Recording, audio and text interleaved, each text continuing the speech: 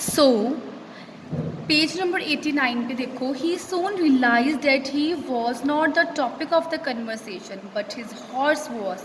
The gentleman appeared to be listing all the horse qualities to his listeners. The listeners burst into fits of laughter at every remark. Now, as a half smile was enough to rouse up the young man's temper. The effect of this loud mirth may easily be imagined.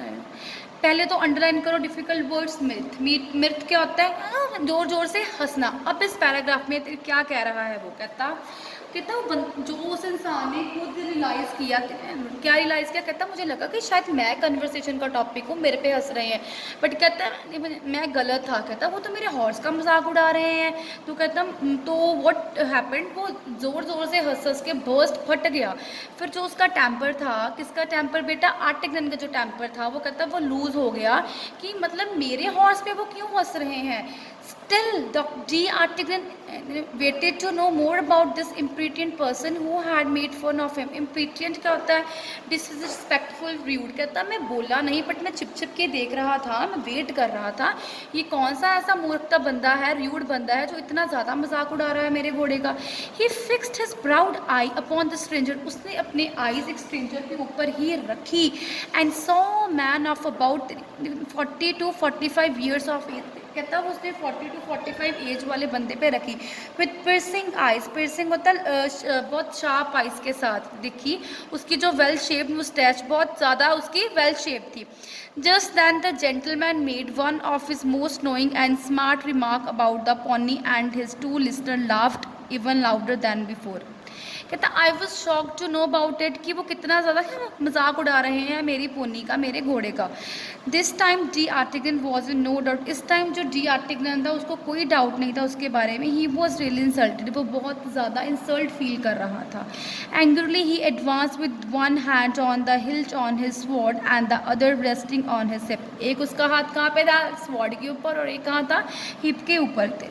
Unfortunately he advance his anger increase greatly. कहता unfortunately, unluckily उसकी जो anger थी वो बहुत ज़्यादा increase हो रही थी। So instead of making the grand speech, कहता स्पीच करनी थी उसने, तो वो कहता उसका जो माइंड था वो प्रिपेयर था स्पीच देने के लिए, लेकिन वो फिर भी वो क्या हुआ, वो स्टैमर करने लग गया, वो करने लग गया। इट वॉज कॉमन, जब मैं अब कुछ बोल रही हूँ या आपको समझा रही हूँ, बीच में कोई टोकी जाओ, इंटरप्ट करी जाओ, तो ये कॉमन है बेटा, मैं स्टैमर करने लग जाऊँगी, करने लग जाऊँगी, ठीक है ना। मतलब कुछ भी हो जाए, कोई आप स्पीच दे रहे हो तो आपको बार बार कोई वो इंटरप्ट या इंसल्ट करे तो यू फील स्टैमर।